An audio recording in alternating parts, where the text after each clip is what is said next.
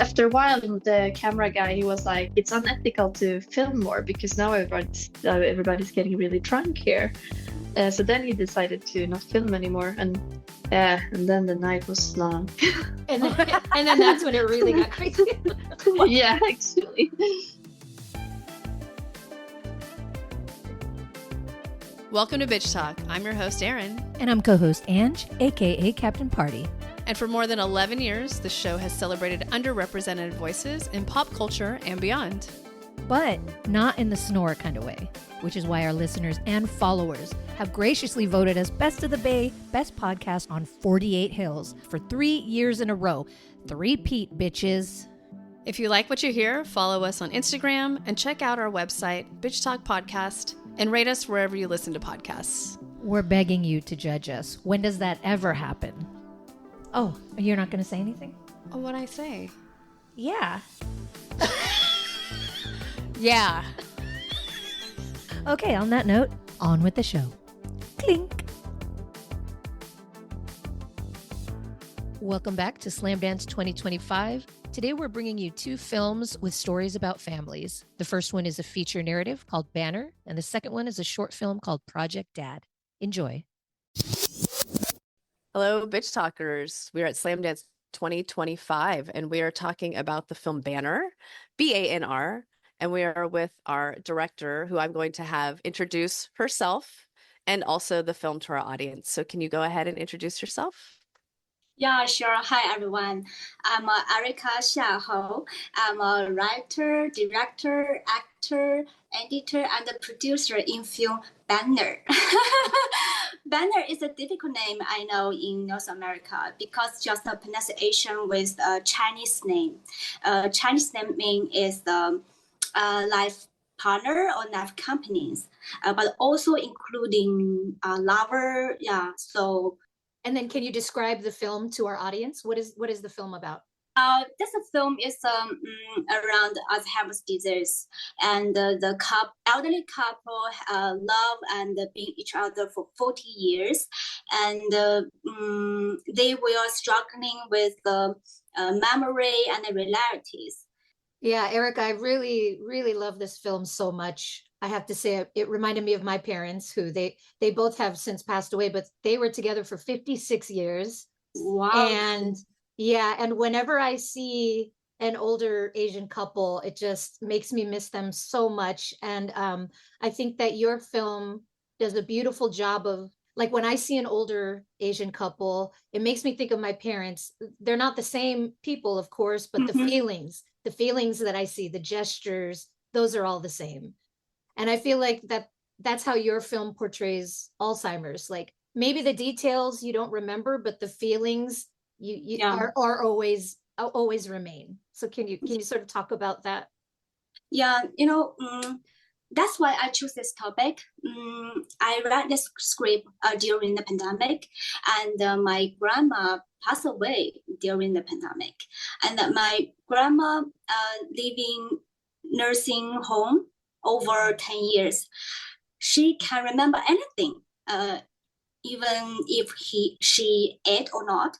But every time when she saw my father's face, she always said, "My son."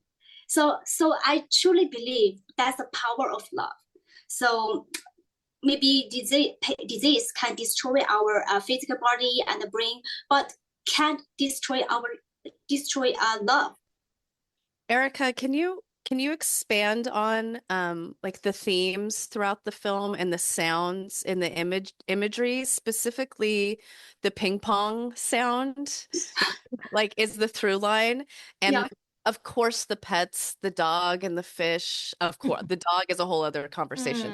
And then also eating, like, all of those things are just through lines through the film. Let me give you some more details one by one. Yeah. For sounds, the ping pong ball actually is for elderly people training every day in the nursing home. And so sometimes I will use this voice jump into the reality, or jumping into the memory. Memory is about their home with her husband. And about dog, you mean Dog and fish. Yeah.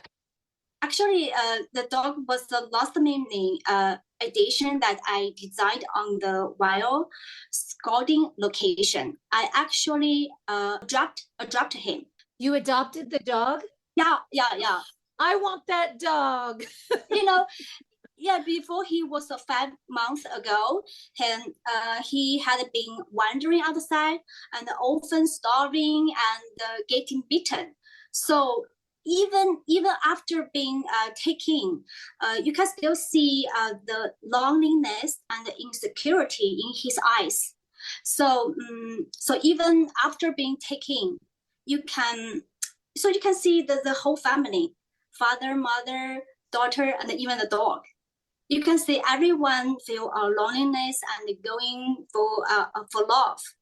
Honestly, I think that the dog is performing is really amazing, and he is the sincere actor. And he always feel unsafe, so I have to companion with him all the time. So you can see all the shot from in the film about the dog. I always companion with him. I will hiding under the chair or next to the cabinet. Yeah. I can't believe you found him wandering the streets. He's kind of a star of the film. He makes such a big impact. Yes. Oh, I love It's him. wonderful for me. Yeah. Yeah. Oh, that's so crazy. I love that story. Thank you for sharing that. Yeah, but there's many scenes in the film that bring a lot of tension and stress, like high emotions, especially as Aaron said, some of the dinner scenes, the conversations that happen, and you're not working with professional actors, yet you were able to get so much out of their performances. How do you think working with non-professional actors added to the story and the emotion? Actually, it's a challenge. For example, the elderly woman, when she reads lines, she always watching camera and smiling, Smiling at the camera. Even husband on her right, but she always watching camera on the left and smiling. Are you hungry?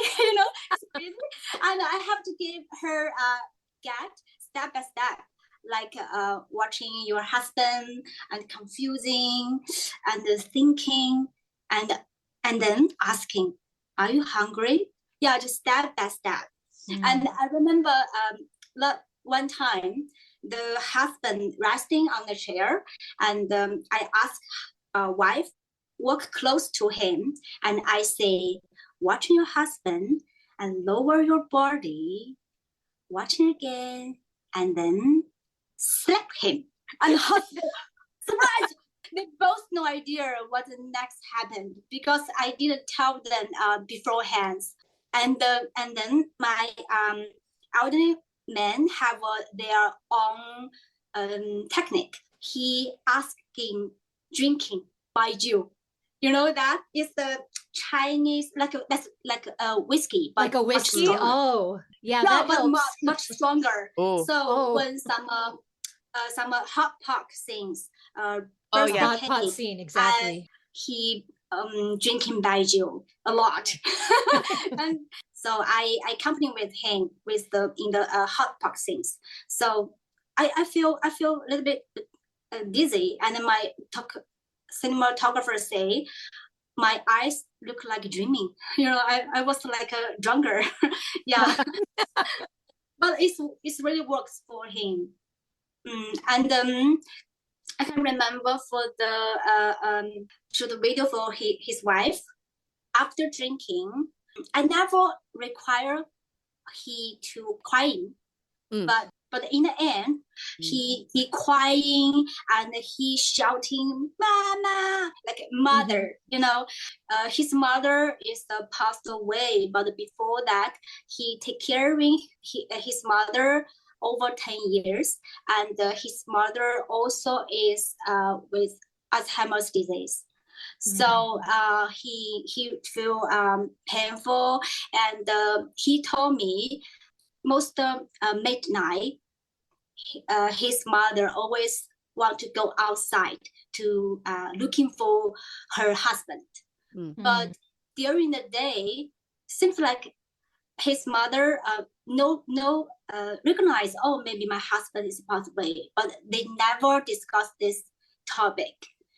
So I always think that's power of love, and love comes from memory, so I use this moment and the emotion in my film. Erica, can you talk about the way that the story is put together and how it's not a sequential order of things, and the way that makes the viewer feel a certain way in terms of like, oh, maybe this is how Alzheimer's feels? Yeah.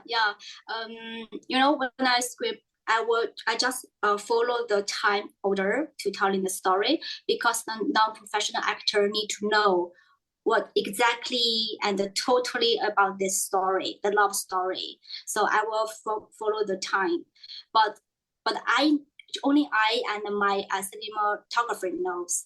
I will mix together, and so and I decided to use documentary style when I writing script. So that's one of the reason I choose the Alzheimer's disease, because you can jump in, jump out. I follow the character emotions and even the dog. So every family members have a same emotional connection. Yeah. I especially love the shots where like the dog and the husband are both falling asleep side by side.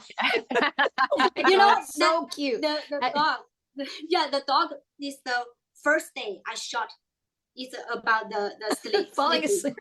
and mixed together. Yeah, it's a different times. Oh, it's so sweet. But I know we have to wrap soon, but I also want to touch on the fact that this was shot in China, and this is specifically an Asian family, which I know from my experience, we're more expected to, you take care of your family. You don't send them away. There's a very specific way that you treat family and act around family. So how does portraying an aging Asian couple, how does that change the story? In the hot pot scene, the father discuss fighting with the daughter. Remember, they will discuss about the nursing home. This topic, this comes from my real experience. My father and my mother argued this topic for a long time.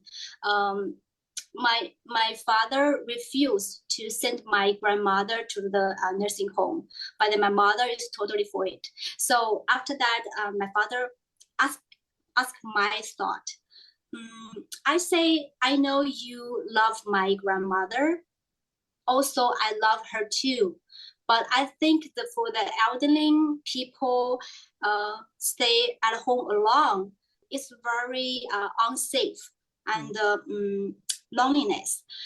Because my grandmother is memory is no good, and she have to stay at home all day. So is that no good for her? And then in the other hand, I think some nursing home, they have a nurse 24 hours to take care elderly people, and they have a doctor check the patient once a week, every week. So I think it's safe. And another important thing, they can make new friends. In fact, when my grandmother moved into the nursing home just a week, she making new friends, and they will watching movie every day, and she will join the choir, similar choir, and they will hand to hand go outside. So really, really heartwarming. Seems like they back to the childhood parties, So. Yeah, so I agree with that. But my father and my mother is fighting a long time. Different people, different generation have a different opinions. Yeah. Well, Erica, thank you so much for coming on to Bitch Talk. This was a really Wonderful film. Ange and I have a lot of feels for it. The film's banner, it's at Slamdance 2025, and good luck on your festival run. Thank you so much. All right, here we are at Slamdance 2025 with a short film that definitely made Erin and I feel a lot of feelings. It was great, but we felt a lot. We'll start off by saying that. It is called Project Dad, and we're sitting down with the director, Camila Yamting. Welcome to Bitch Talk. Thank you. So nice to be here. So nice to have you, Camila. Can you introduce our audience to Project Dad? Yes, it's a short documentary. It's 28 minutes, and it's a film about me and my dad and our complicated relationship. So my dad he's kind of this, I don't know, pickup artist, Tinder guru, helps other men to succeed with online dating. And I'm a feminist and an artist, and we don't understand each other and we don't agree on anything. And in this film, I really try to, just understand our relationship and like challenge it and how does it work? Does it work? Yeah. Yeah. Lots of feelings, Camila. I feel you. I feel you in this throughout this whole film. And I do want to know what the process was like to get your dad on, getting him on board for this project and to say yes. Yeah, so I applied for funding, and when I got funding, I was like, oh my God, Dad, do you want to do a project with me? And he was like, yeah. And that was it. You didn't have to explain it or pitch it to him. That's it. I did pitch it to him, and I was like, it's about our differences and in this polarized society, and blah blah blah. And he was like, "Ooh, yeah, cool." That's on brand, I think, for him. Okay. Well, yeah, I was gonna Yeah, say yeah. he's such a ham, and I mean that in the best way. Like he definitely hams it up. So I'm sure he's like, yeah, sure, put a camera on me, I'm good, right? Yeah. I mean, I'm sure he had quite a different view in his mind. There were some things he really wanted to do. He wanted to talk about, like, go to this the communist monument and talk about how bad communism was for the society in Estonia. And I was like, yeah, we'll schedule for that if we get time. That's a different project, Dad. Yeah, exactly. It's like, He definitely didn't yeah. know what he was getting himself into. But I No, he love didn't. your patience. I mean, you definitely have more patience than we would have had in that situation. But I want to know how you were able to separate your dad's actions and beliefs versus his love for you, because that like it seems like you really were coming from a calm place of understanding, like he's this way, but that doesn't mean it's my fault or it's because of me. Yeah, I think that's the more like the context outside of the film. That's like my entire life Hmm. doing the job coming down. But when we were shooting, I was so focused, I had different topics that I wanted us to go through and talk about, and we had a lot to just to get done.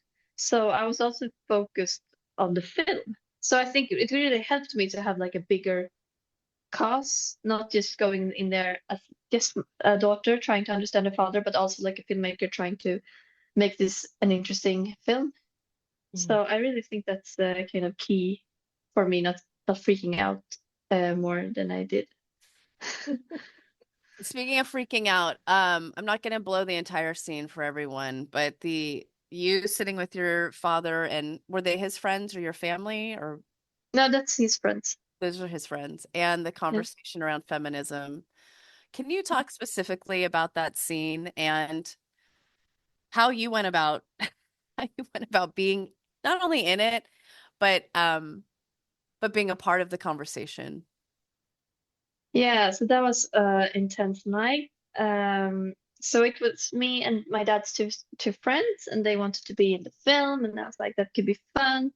And and then they started asking me why I'm a feminist, and the conversation is like seriously like 4 hours long or something. We edited it down a lot, but the conversation is like I try to say to them that the world is not equal, um, and they're like, but I think it is. And then I tried to, take some kind of example. I was like, for actress and actresses, like it's way different.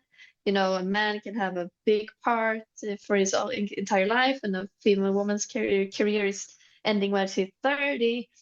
And then they were like, no, there's Meryl Streep. And then they like named a few Yeah, women. four of them. Yeah. Yeah, exactly.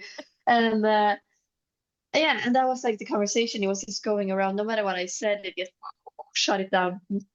And I got like so frustrated. And we also drank quite a lot. It was like liquor.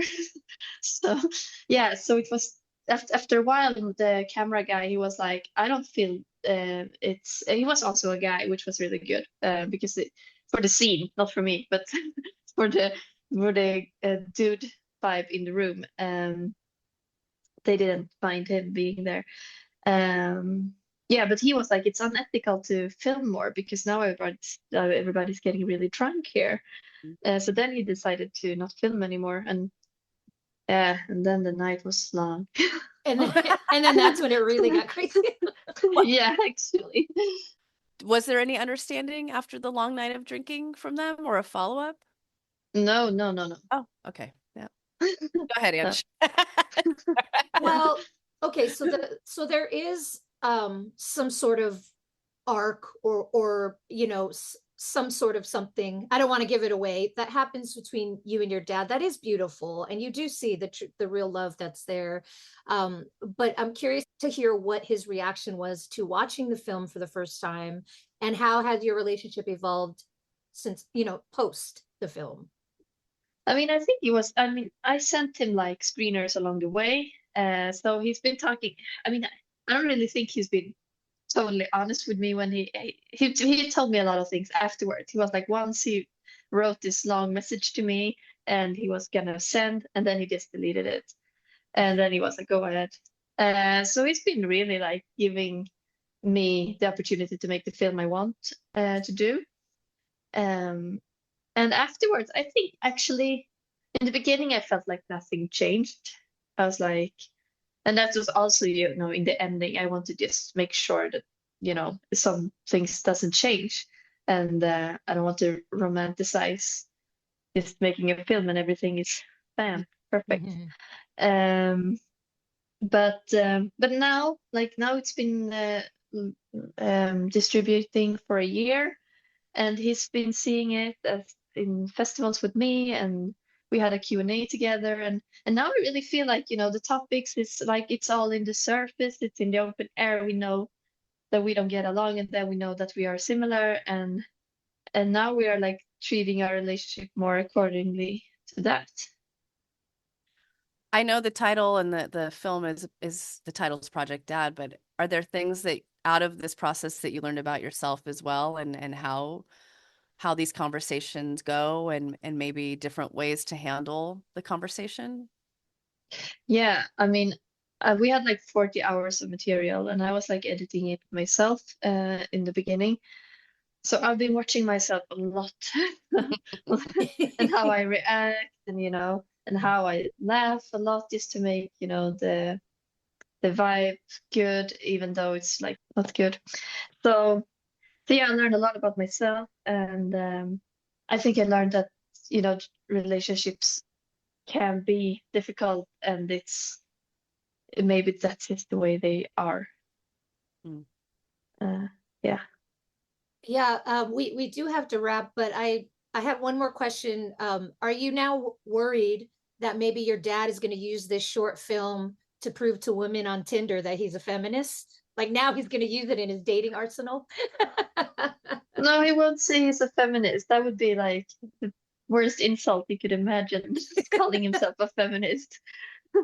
But yeah, I'm a little bit worried he tried to gain um followers from the film. But if he does, I mean, then there's obviously people who want to follow him and not me. So I guess win-win. Well, but I think either way, if any of his friends want to watch it, I think that's a good thing. They should hear these hear these remarks and hear these thoughts. I think, whether they agree with it or not, it's good for them to hear that there are people that feel differently, right? It's a win-win. Yeah, definitely. And I tried to make, a balanced portrait so that some audience have come to me and they have been identifying more with my dad. And I think that's a super success that I could do that. Mm-hmm. Well, yeah, I mean, congratulations. It really is a very powerful short film, and it says a lot about our society. It doesn't matter what country you're living in. There are similarities, if you're a man versus a woman in this world. So thank you and congratulations for your work, Camila. It was really great. We're talking about Project Dad, the short documentary screening at Slamdance 2025. Thank you so much. Thank you for having me.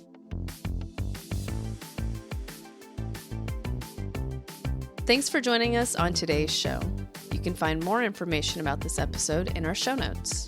If you're missing us, you can visit us at bitchtalkpodcast.com to sign up for our newsletter and buy us a cup of coffee. Did you know we're also on the radio? You can find us at bff.fm. And lastly, rate and subscribe wherever you listen to podcasts. All the cool bitches are doing it.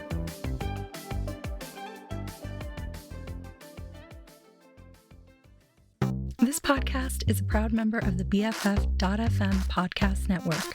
Learn more at podcasts.bff.fm. BFF.fm, best frequencies forever.